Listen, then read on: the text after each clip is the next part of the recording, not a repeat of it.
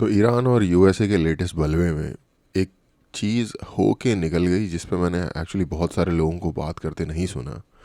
उसमें ये है कि रशिया के जो पुराने प्रेसिडेंट थे या प्राइम मिनिस्टर भी बन गए थे, बेसिकली पुतिन ही थे। पुतिन ने रशिया का जो लॉ है उसको चेंज करने के लिए, क्योंकि वो कंटिन्यूसली प्रेसिडेंट नहीं बने रह सकते, तो अपने हम दोस्त यूज़ करेंगे बट आप पपेट भी समझ सकते हो अपने दोस्त को बिठा दिया जिनका नाम है दिमित्री मेदवेदेव। बहुत सारे लोगों को मैं देख रहा हूँ उनको शायद नाम की रशियन नाम प्रोनाउंस करने में थोड़ी सी परेशानी है। कोई दिमिर्ती कह रहा होता है, कोई कुछ कह रहा होता है। दिमित्री है, बहुत ही कॉमन रशियन नेम है दिमित्री मेदवेदेव। थोड़े से हॉकिश टाइप के इंसान है, कई बार उलझुल टाइप के उल्टे सीधे बयान देते रहते हैं, कोई नई बात नहीं है इनके लिए। इन्होंने एक बयान दिया कि जिस तरीके से रशिया पे जिस तरीके से ईरान पे यूएसए का हमला हो रहा है, हम ईरान को देंगे एन बॉम्ब बेसिकली।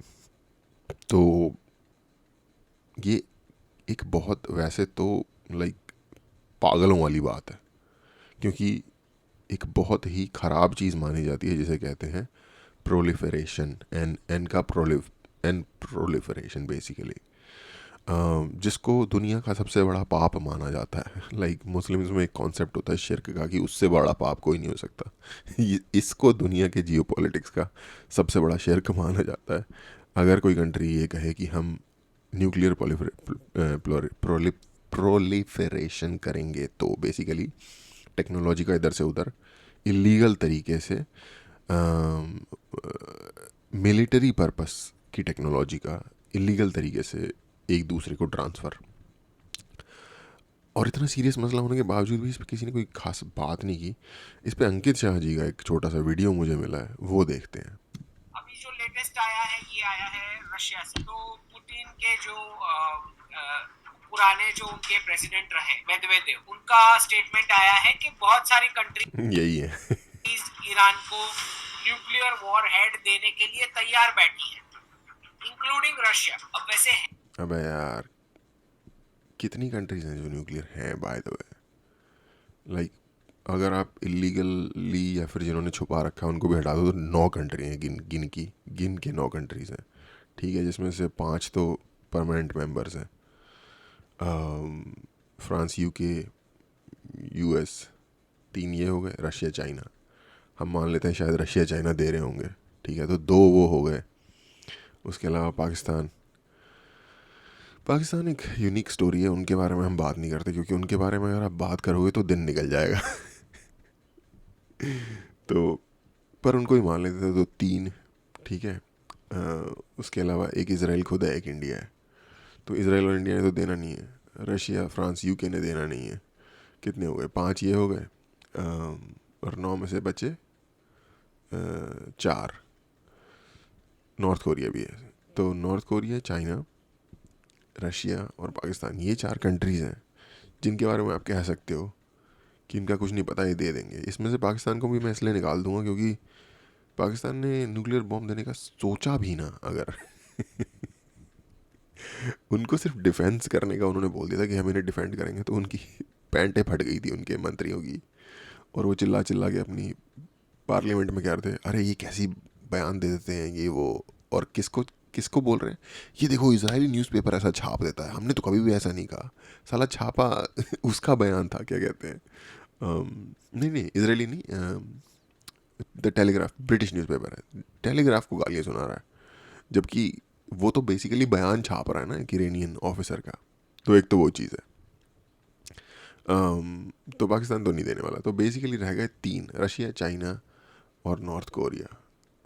अब देखते हैं इसके बारे में इनका क्या कहना है। और अब नॉर्थ, इनमें से इतने लेवल का रोग तो मुझे नॉर्थ कोरिया ही लग रहा है बस, जो कर दे ऐसा। लेकिन अगर वो ऐसा करेगा तो नॉर्थ कोरिया बेसिकली एक टट्टू है चाइना का, जो चाइना उसे करने के लिए कहेगा वही उन्हें करना पड़ेगा। कोई ज़्यादा ऑप्शंस नहीं है चाइना और रशिया दोनों का ही। तो अगर ये सीरियस है, पहली बात तो ये मुझे कोई सीरियस बयान भी नहीं लग रहा टू बी ऑनेस्ट। बहुत ज़्यादा बड़े लेवल पे लाइक उथल पुथल मच जाएगी अगर इस तरह का कोई कदम इनमें से कोई कंट्री ले लेती है। जो भी थोड़ी बहुत सपोर्ट रशिया की रह गई है यूक्रेन वॉर के बाद, इवन फिर इंडिया के लिए भी मुश्किल हो जाएगा, यार तुम कर क्या रहे हो, राइट। चाइना की भी क्या कहते हैं, चाइना पूरा पूरा फुली डिपेंड करता है वर्ल्ड के ट्रेड पे। तो लाइक उसके उसके अगर वो ऐसा करते हैं तो उनके ऊपर इनके बाद जो सैंक्शन आती है वो लग जाएंगी, सैंक्शन लग जाएंगी। ऑलरेडी क्रिपल है चाइना, पूरी तरीके से ही बैठ जाएगा, क्योंकि वो उसकी पूरी लाइफ डिपेंड करती है जो ट्रेड करते हैं वो वेस्ट के साथ। लोगों को लगता है कि चाइना की वेस्ट से वॉर चल रही है। भाई दुनिया में दो बड़ी मेजर इकोनॉमिक पावर्स हैं, ईयू और यूएसए। चाइना को भी चलो आप एक थर्ड लगा लो, बट चाइना की जो जितनी भी इकोनॉमिक माइट है वो सपोर्टेड है by these other two entities, EU और यूएसए। और मुझे पता है कि जो अंकित शाह जी के शाहजी के जो फॉलोअर हैं वो अमेरिका को सिर्फ गालियाँ देते हुए सुनना पसंद करते हैं, बट मैं उस तरह नहीं देखता चीज़ों को। मैं जो ग्राउंड पे चीज़ें हैं वो देखता हूँ। हवाई बातें आई एम सॉरी मैं नहीं करूँगा, क्यों, जस्ट बिकॉज वो सुनने में अच्छी लग रही हैं। और हो सकता है आपको मेरी बात हवाई लग रही हो, लेकिन फ्यूचर अपने आप ही सच सामने ला देगा। तो हम सब यही हैं अभी तो फ़िलहाल। एनीवे तो या तो चाइना इन दोनों से इस लेवल का पंगा नहीं ले सकता, या तो फिर वो माओ के टाइम में चला जाए वापस, ठीक है, जब राशनों की दुकान पे लोग लगे हुए हैं, तो एक अलग बात है। लेकिन अदरवाइज चाइना नहीं ले सकता। चाइना की पूरी इकोनॉमी डिपेंड करती है वेस्ट के ऊपर। है लेट्स सी। कितनी कंट्री जिनके पास न्यूक्लियर वेपन्स है? तो क्या भारत देने वाला है? नहीं। क्या चाइना देने वाला है? नहीं। राइट। तो ठीक है। ये जो उन्होंने खुद का बता दिया कि हम दे देंगे और भी कंट्रीज हैं करके। नॉर्थ कोरिया हो सकता है, क्योंकि नॉर्थ कोरिया के दो टांगे हैं, रशिया और चाइना। अगर रशिया उनको पूरी तरीके से कह दे कि देना ही होगा, तो नॉर्थ कोरिया भी दे सकता है। उसका रीज़न ये है, आपने देखा होगा यूक्रेन वॉर में नॉर्थ कोरिया ने अपने सोल्जर तक भेज दिए थे। तो इतना इस मतलब वो बड़ा ही एक्सट्रीम कदम होगा, ऑलमोस्ट सेल्फ डिफीटिंग कदम होगा रशिया का। लेकिन अगर आप कहो कि क्या पॉसिबिलिटी है, तो हाँ, इतना स्वे तो नॉर्थ कोरिया पे है रशिया का कि वो इस तरीके का काम करवा ले उनसे। तो ये जो है ना, इसको बोलते हैं वो जो हम हमेशा बोलते आए हैं कि क्योंकि उनके कहने पे वो यूक्रेन वॉर में कूद गए यार। उन्होंने पूरे यूएसए यूएसए सबसे सबके अगेंस्ट चले गए, कूद गए ना वॉर में। उन्होंने सोल्जर भेजे हैं अपने लिटरली, ठीक है ना। वो डिपेंड करते हैं वेस्ट के ऊपर किसी भी चीज़ के लिए। रशिया के ऊपर वो बहुत सारी चीज़ों में डिपेंड करते हैं। अपने उन्हें बंदे भी मरवाए, उन्होंने पूरी दुनिया से जो दुश्मनी उनकी ऑलरेडी थी वो और बढ़ा ली। तो अगर वो इस लेवल पे सपोर्ट कर सकते हैं रशिया को, तो वो न्यूक्लियर बॉम्ब लाइक होगा क्या बेसिकली, तो रशिया ही दे रहा होगा, लेकिन उनके नाम पे दे रहा होगा, उनके नाम पे बिल फटे। और उन्हें अपने नाम पे बिल फटवाने में कोई दिक्कत नहीं है, क्योंकि जिसके पास कुछ नहीं खोने के लिए कुछ नहीं है जिसे कहते हैं ना कि वो सबसे खतरनाक व्यक्ति होता है, वो वाला सीन। लिप सर्विस, ये लिप सर्विस से थोड़ा आगे देखो। देखो हमने भी कुछ बोला, देखो हमने भी कुछ किया, हमने भी कुछ बोला, ये उस प्रकार का है। और हाँ, मैं इससे एग्री करता हूँ कि ये एक्चुअल में कोई सीरियस बयान नहीं है। अगर ये सीरियसली इस पे कोई कदम वगैरह उठाने की सोचेंगे, तो ये उनके लिए सेल्फ डिफीटिंग या सेल्फ हार्मिंग कदम होगा, क्योंकि उनका इससे फ़ायदा थोड़ी है। ईरान उनके लिए कोई इतनी इंपॉर्टेंट कंट्री थोड़ी है कि बाकी के जितने सपोर्टर्स हैं उनकी दुनिया में, उन सब से भी वो लाइक उनको भी कह दें कि भाई देखो हम कितने फुद्दू हैं, तुम अभी भी हमारा साथ दोगे। एक तरीके से ये कहने वाली बात हो गई। इसका सीधा ट्रांसलेशन है वो ये होता है कि अगर आपने आयतोला को नहीं हटाया तो ईरान वापस अपना न्यूक्लियर प्रोग्राम रीस्टार्ट करने वाला है। अभी जो लेटेस्ट आया है ये सही है। आया है रशिया से। ओके। हाँ, ये इंटरेस्टिंग है कि भाई हम दे देंगे उन्हें, और इसका मतलब ये है कि आप चेंज कर दो रिजीम। इसका एग्जैक्टली ये इंटरेस्टिंग ट्रांसलेशन इन्होंने की है, I would say that. But I don't know मैं इससे कितना अग्री करूँगा। मैं डिसअग्री नहीं कर रहा, बट आई डोंट नो मैं कितना अग्री करूँगा। मैं मोस्टली इन्होंने जो भी कहा उससे मैं अग्रीमेंट में ही हूँ। ये एक इंटरेस्टिंग चीज़ है कि इसे अगर इस तरीके से इंटरप्रेट किया जाए। लेकिन मुझे जो इसमें इसको इसको मानने से जो चीज़ मुझे मना कर रही है वो ये है कि आयतुल्ला रजीम जो है ईरान की, उसके साथ रशिया के रिलेशन बहुत बढ़िया हैं। इस यूक्रेन वॉर में अगर एक कुछ कंट्रीज़ हैं जिन्होंने उनको मिलिट्री एड दी है दबा के, उसमें से एक ईरान है। लाइक उनका जो मेजर ड्रोन वॉरफेयर का जो एक one of the major site है, वो शाहिद ड्रोन्स हैं जो ईरान द्वारा सप्लाई किए गए हैं बड़ी संख्या में, लाइक बल्क में, जिसने, और वो कामयाब भी रहे हैं काफ़ी हद तक यूक्रेन के अगेंस्ट। तो रशिया के लिए कोई ये वाली रिजीम जो है वो कोई उसके हट जाने में कोई डायरेक्ट फ़ायदा तो मुझे नहीं दिख रहा, नुकसान ही दिख रहा है। तो वो क्यों हटवाना चाहेंगे इस रिजीम को, ये एक क्वेश्चनेबल चीज़ है।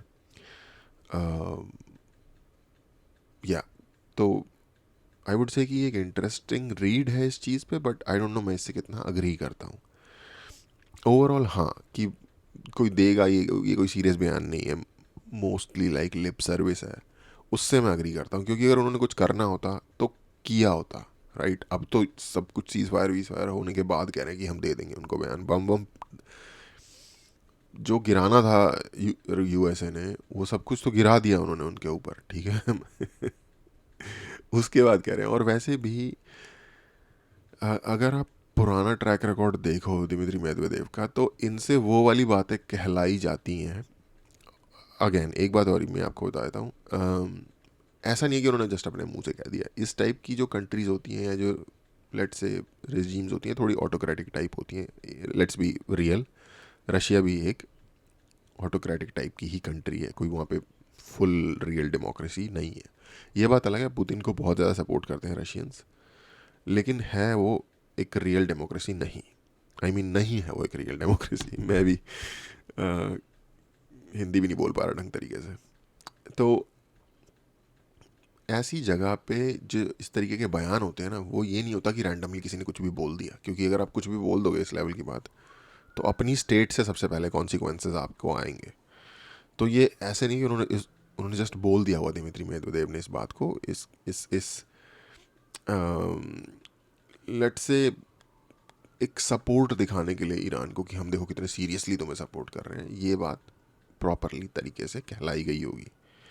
जिसकी वैल्यू कितनी है वो मैं आपके ऊपर छोड़ता हूँ। आई डोंट थिंक, मैं अग्री करता हूँ अंकित से कि इसमें कोई इतनी ज़्यादा वैल्यू नहीं है। बट कहलाई ये बात बड़ा सोच समझ के गई है स्टेट के द्वारा। तो इतनी तो बात है। बाकी जो ये कह रहे हैं कि वो कौन दिलवाएगा उनको, कौन कह रहा है कौन देगा, उसमें जैसा कि मैंने पहले बोला, इनके पास ऐसे लाइक लेट्स से एलाइज हैं बोथ रशिया और चाइना के पास, जो अगर पाकिस्तान को देखा जाए तो सेमाई रोग है, और नॉर्थ कोरिया को तो देखा जाए तो फुली रोग, बैटशिट जिसे कहते हैं ना, बैटशिट क्रेजी, वो है। उस वो एक ऐसी एंटिटी है कि उसे कोई डर नहीं है भाई, ठीक है। उनकी मिसाइल टेक्नोलॉजी जो है वो एडवांस्ड है, आईसीबीएम्स हैं उनके पास, और ऑफ कोर्स वो चाइना या रशिया के थ्रू ही उनको मिला है, ठीक है, सबको पता है। उनकी जो न्यूक्लियर टेक्नोलॉजी है वो उनको पाकिस्तान द्वारा प्रोलिफरेशन करके मिली है, ये भी सबको पता है। तो जब उनके लिए इस तरीके के फेवर्स किए गए हैं, तो वो भी तैयार हैं, और उन्हें बेसिकली सस्टेन रखा जा रहा है। जो नॉर्थ कोरियन रिजीम है वो सेल्फ सस्टेनिंग थोड़ी है, वो तो यही दो कंट्रीज़ है ना, रशिया और चाइना, इनके द्वारा सस्टेन की जा रही है। द मोमेंट ये लोग 100% लिटरली अपना सपोर्ट नॉर्थ कोरिया से हटा लेंगे, वो कंट्री गिर जाएगी। भुखमरी वहाँ पे ऑलमोस्ट रेगुलर रहती है। तो तो इस तरीके जो इन्होंने रूग एलाइज बनाए हुए हैं या जो पपेट्स बनाए हुए हैं, वो अगर वो ये लोग कभी ज़िंदगी में ऐसा वक्त आया कि इस तरीके का पागलपन करने लगे कि न्यूक्लियर बांटने लग गए लोगों को, तो वो इस तरीके की एंटिटीज़ का यूज़ कर सकते हैं या करेंगे।